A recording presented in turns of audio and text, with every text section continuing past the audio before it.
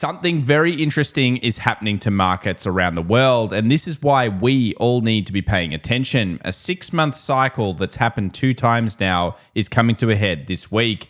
Not only do we have tech earnings, but we have the FOMC rate decision. And we know what happens here will have huge impacts, with disinflation now becoming the big storyline.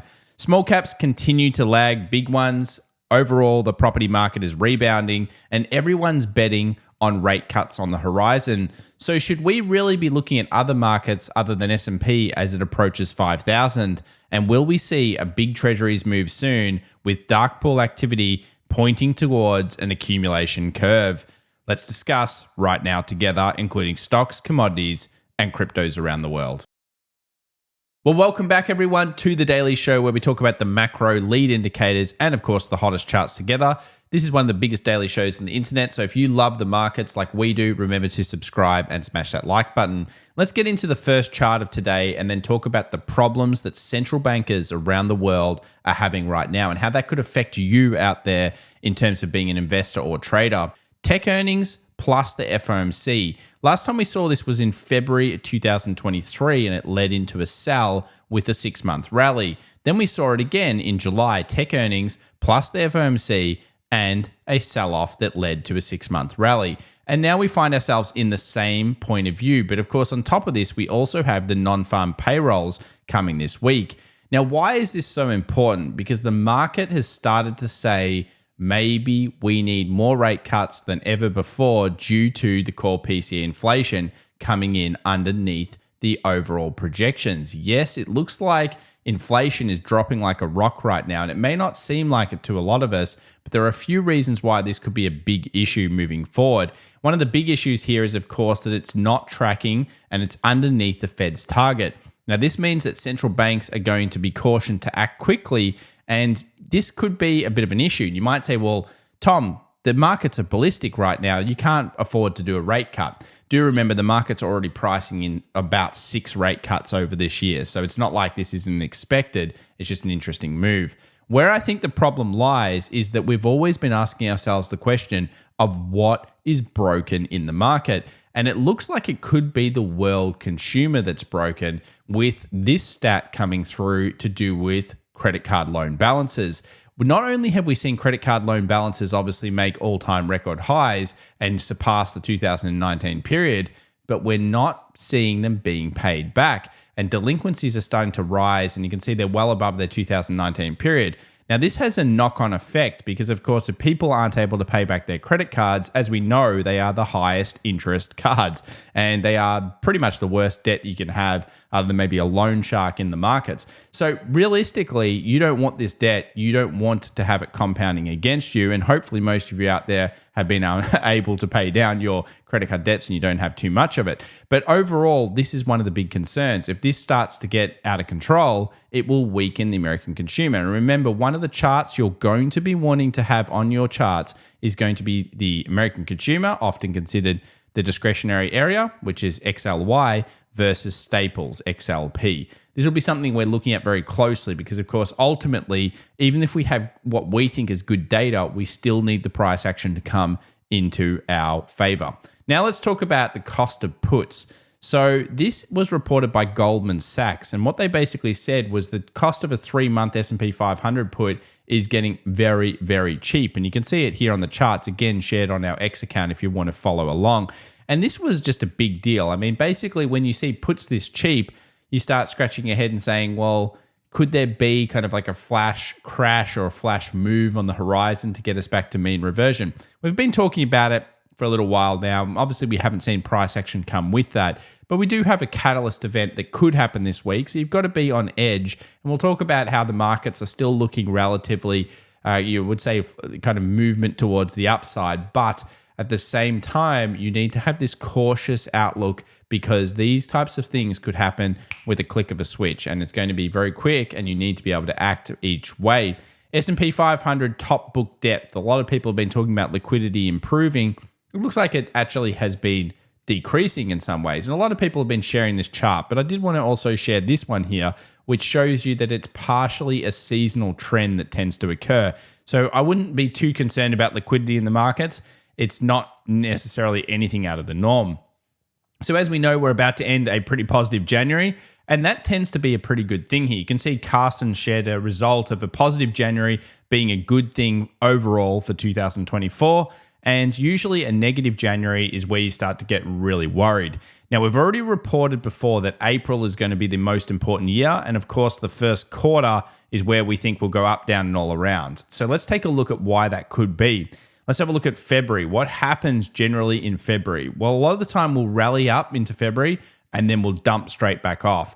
Now, this is something that also happened in 2023. Now, why did it happen? Well, it turns out that we had the FOMC and, of course, we also had tech earnings. So it was more of that buy the rumor and then sell the fact kind of trade, similar to what we saw on the Bitcoin ETF the other day, which was pretty well signposted because everybody was so bullish into it. Now, I've noticed that when I've been reading some comments, just in general, of course, now the new norm is markets never go down, okay? Now, that's funny because only, about 4 or 5 months ago, when we were back in September, people were like, oh, markets go down again. So it's amazing how fast the narrative changes, and you've just got to keep that in the back of your mind. Price action will ultimately be the tool, though, so we'll look at some key levels later on. S&P 500 election year seasonal patterns. These are some interesting ones to keep in line. Again, there's an interesting one here with the beginning of Feb and then selling when we have the sitting president running. And that seems to be possibly the way that this market will play this year. So that's, of course, one of the key kind of projections you've got there. A lot of people talking about the VIX and the move and the fact that these have been so disconnected. A lot of people are saying the move is showing us something. I would say at the moment, the VVIX is probably one of the best to have on the charts, which we'll look at later, which has spiked because inherently volatility will spike this week due to all of the key events coming through. Nothing much going on that chart itself. Another thing is that traders are now pricing in election risk near the end. Now, we often do see election risk tail in on around that October-November period. This happened also in 2020, and it will be something that we're looking for on the charts. Could it be an opportunity for buyers? I would say it would be something I'd look at on the charts.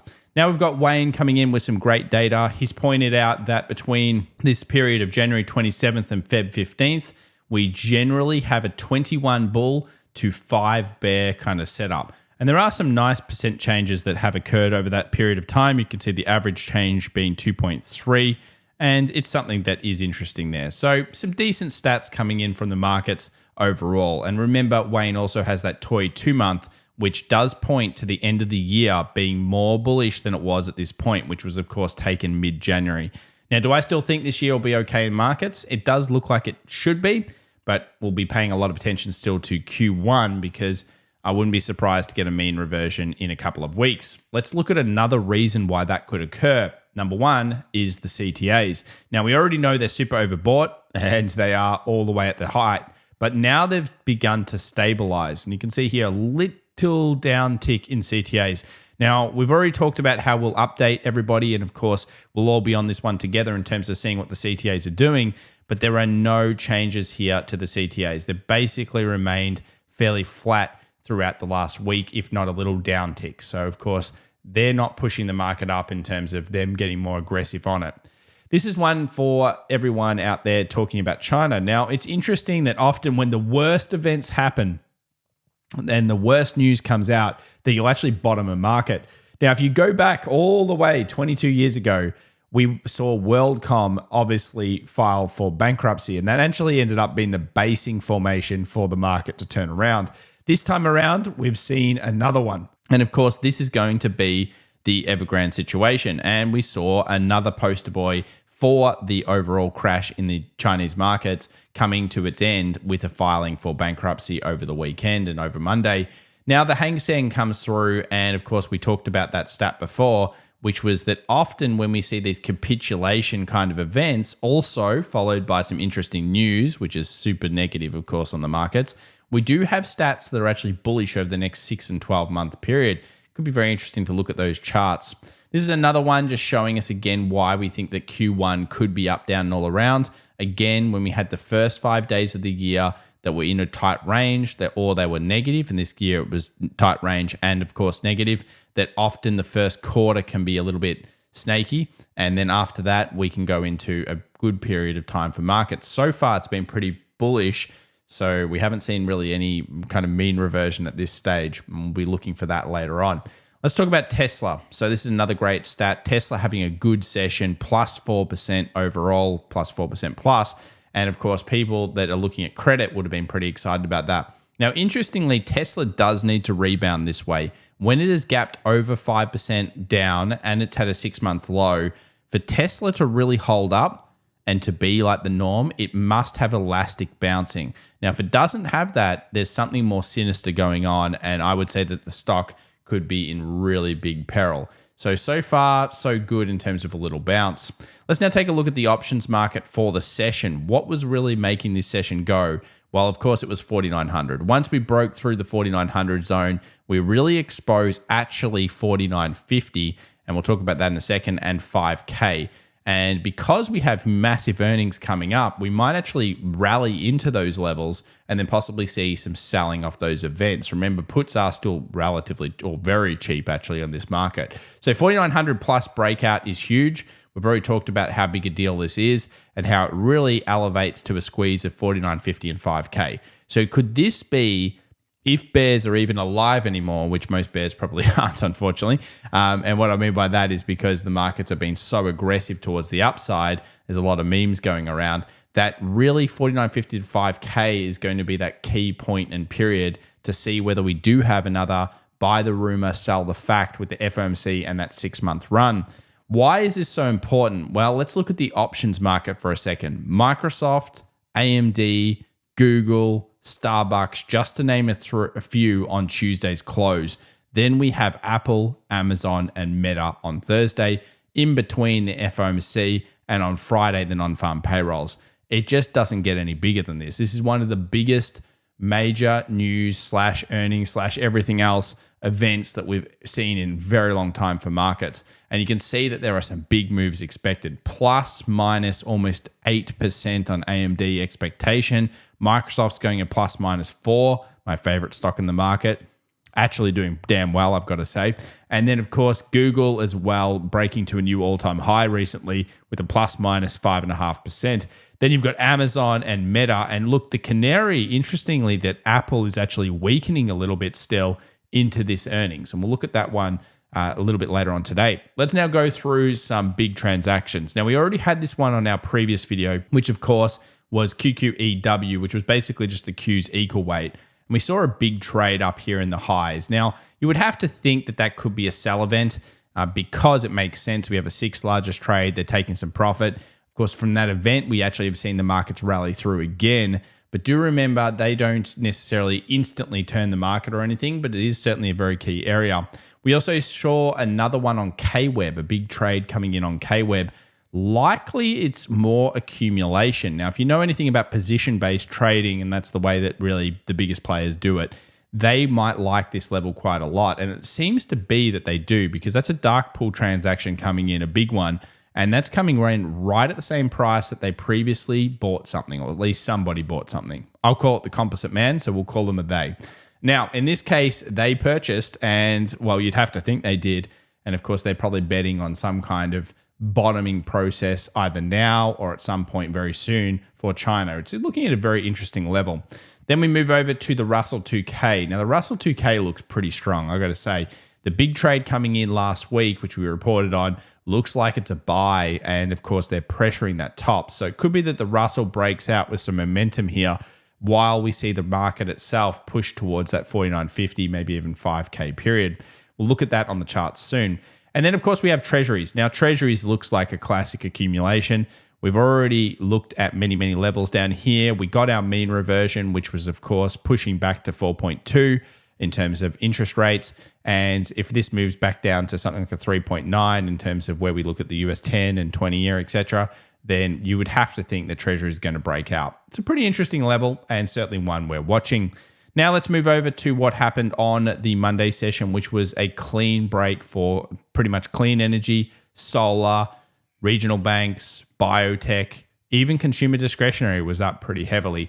Now, the markets that were not doing so well, tech was kind of lagging behind. It was in the middle, and semiconductors did make a bit of a rebound, but it still holds that island reversal in terms of it's still showing us a warning sign on the markets. Nothing really changed from the semi side of things. If we go over to options, there were some massive options trades coming in, but it wasn't anywhere near as big as the previous session. It's 35 million versus, of course, a normal 40. And I would expect options to get wild later on this week. So make sure to be very careful ahead of such bigger news events. You don't want to get necessarily stuck on a small time frame when it comes to so many news events happening. It's going to be good for day traders, and I think good for position-based traders as well over the next week to 2 weeks. Let's now move over to the SPX and central bank liquidity, which is holding firm. So we would say there's no new injections, nor are there any real kind of reversals going on from this. And I think we'll learn a little bit this week about what's going on with that chart. Then we move over to the VVIX, which is, of course, the volatility of the volatility. We've seen that jump in recent weeks, showing us that there is some volatility coming into the markets, at least behind closed doors, and that makes sense. So many news events there, it's going to do something like that. Then we move over to the US 10-year, which hit 4.2, and it looks like it might have made a decision to actually start to drop off. So this is kind of pointing towards maybe yields going down, maybe especially the long tail yields, and us getting something that could happen very, very soon, which is going to be an inversion of the yield curves. So if you think about it, this is the one thing that we've been looking for, which is US 2-year versus US 10-year dropping below. Now, until that really happens, historically, you haven't really had to be too concerned about a market going into some kind of selling or horrible selling after, what it's been doing right now. Remember, uninversion of yield curves is an interesting point. Have we seen that yet? Absolutely not. We're still sitting at 1.06, but it's going to be one that we want to have on our charts. Then there's treasuries, as you can see here, holding around that 20 moving average. We long speculated that 93 to 94 was going to be where we found these particular treasury bonds coming down to. And I kind of like what we see here. It makes sense with the fairly large kind of purchasing that we've seen, or at least we assume it's purchasing based on the large transactions. We get that initial rally, we've dropped to a new low, and then obviously we're pushing this high right now. So a breach out could be imminent for treasuries. And while it's not a trade, and I don't usually trade it, it is a very interesting point for this major market. Let's now move over to bonds indicator, and it was down on the session. So we had the markets up, the bonds were down across the board when allocating everything and considering it. So that's not really super strong. I don't like that too much. Home builders were up, but not that heavily. Of course, this could still be a Wyckoff distribution, and we're looking for that. Home builders being a very early kind of warning sign or a canary kind of in markets. Transportation's looking a lot better. Obviously just floating around, could be a flag breakout soon, so we'll watch that one. And then we got the US dollar, which continues to try its best to get towards 103.80, 104, which I feel like I'm a parrot when I keep talking about this, because it's kind of like oil to 78 a barrel. We just said it for 2 weeks and then eventually it happened. So look, at this stage, we've still got a bullish kind of intention here for the dollar, but it is getting close to that level. And I would expect non-farm payrolls to really be the major event. You could see something like this occur quickly with non-farm payrolls. Go in one direction, then go the opposite direction. All sorts of strange things are going to happen this week to that one. Then we move over to gold. Now, gold is improving. And you can see here it's trading that most traded zone. We speculated around 2015 that we might be seeing buyers come back in. I have preferred GDX, which is the gold ETF, of course, for stocks. And you can see here that it had a nice bounce actually after dropping. So that's an interesting one now. US oil hit 78 a barrel. Very nice. Certainly liked it. Failed to make a new high and close. So we do not have a closure above this zone. We cannot therefore speculate at this point that we're going to that 82 to 84 a barrel. So at this stage, it could be weakness coming in for oil. We just don't know yet. We don't have enough. But certainly first take profit targets were hit. And you can see here that we're looking probably at something like a 76 as being a definitive turning point for swing traders as well towards the bear side. So this area, it still looks like oil's up, but it's starting to weaken a little bit off that take profit zone. Let's move over to some of the single stocks and start off here with Tesla. It came down to a huge accumulation zone, a very heavy traded zone. It's not in a great support like 165 would be, but it did bounce, and I think credit sellers would be pretty happy with that kind of level we spoke about in the last video. Now, if we consider here what Tesla's been doing, it's very weak. It's been just generally weak. We have very little structure. We've found a base possibly. We've obviously got a watch reaction here because it's a 20 moving average on the 2 hour, which has kept it down. It's also that key previous support that it kind of broke through. But yeah, it's just more like a day traders take profit targets coming up around that 194, 195. So an interesting level coming up for it. Ahead of earnings, Microsoft is just demolishing. It just keeps going up. And of course, post-market, it was doing well again with another $4 gain at 1%. So Microsoft super running into this earnings. It better do a good job. Otherwise, it's not going to be able to hold up. But what a return it's been. I mean, you'll look at I think it's the biggest stock in the world, or close to, either or, 1-2 with Apple.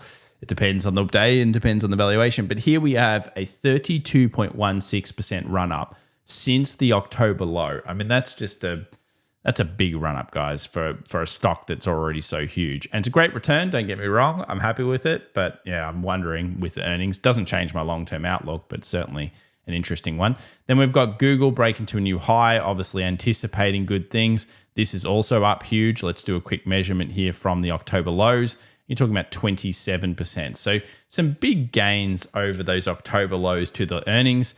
I guess these companies better do what they say to do because, of course, the Mag 7 is going to hold this market or break it. When we move over to semis, nothing much has changed. We still have that up, then down. We still have the island reversal. We still have some weird volume coming through on the highs, which could be sellers. And it makes technical sense as well because, of course, that was a technical take profit in terms of where we expected semis to start to find some troubles, being the flag, et cetera, et cetera. Now let's move over to the Aussie market. Now this shows you that financial, or more importantly, energy stocks and materials and metals are starting to do very well, along with healthcare, because they're the main sectors inside of the Australian market, inside of the FTSE as well. So we can only assume that the FTSE is also doing okay. Let's have a look. But it looks like the Australian traders might be happy with some momentum trades towards the upside soon. And you can see here, yes, the FTSE doing quite well in recent weeks. And it makes perfect sense. I hadn't looked at this chart, but we know because we know what's internally in it in terms of the sectors. Remember, if you're trading anything like an emerging market or outside of the US, go and have a look at the stocks in it. It's very important you have an understanding. Just because it says exchange traded fund doesn't mean it's good for you. And I think that's very important. Exchange traded fund, let's say in the world of natural gas, like Boyle, is not a very good fund when you really look at the fact that it's trading futures derivatives. So you always want to be checking it out. Now we move over to the Hang Seng market, which obviously pulled back a bit. This is the Chinese market or Hong Kong market as well we've been looking at recently. And of course, we've looked at CQQQ as well, which has been weakening still even after the event. So we've got a lot of speculation coming in at these lows, and we're looking for those basing structures. So HSI still looking not too bad, and the CQQQ still basing off on those lows. Obviously, K-Web also an interesting one. Now let's move over to the US 2K. This is a pretty strong level. You can see I had an alert there. We spoke about it. We have multiple 1, 2, 3, and 4 in terms of the amount of wicks above. And we've closed above that. And that's kind of signaling strength for the Russell. So will this be the market that pushes us towards 3, 4, 5K, whatever it is, 5K on the S&P? It could well be because the Russell's not exactly looking weak here. That's actually pretty strong for the Russell. The Qs, yeah, they're weaker for sure than the others. You can see here we've still got a lot of buying and selling. And maybe this is large trade. Well, we see large traders there, but maybe they are still selling off a position ahead of earnings. Time will tell. Obviously, it's a prediction, so it's a guess in that case. And we can see here on the futures, it hasn't made a new high like the S&P yet, but it is rallying off that Microsoft and Google kind of anticipation. A lot of volatility coming in on this market soon.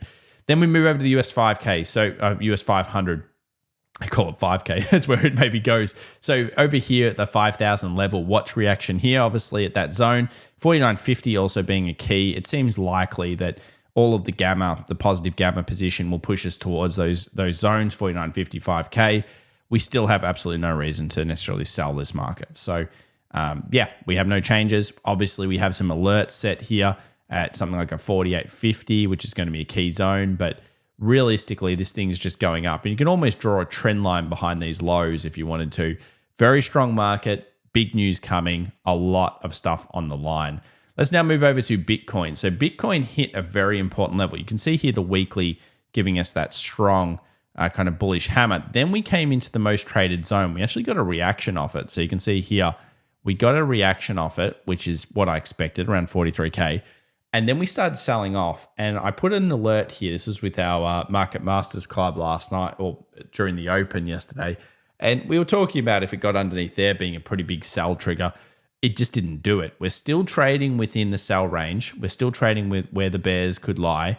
And we've got kind of like a 1, 2, 3 high at this point. Now, again, if we get underneath this level, I'm going to call it probably a swing trade towards the short. At the moment, the buyers would be very committed and they'd be just saying, well, you know what? I'm happy with these higher highs and higher lows.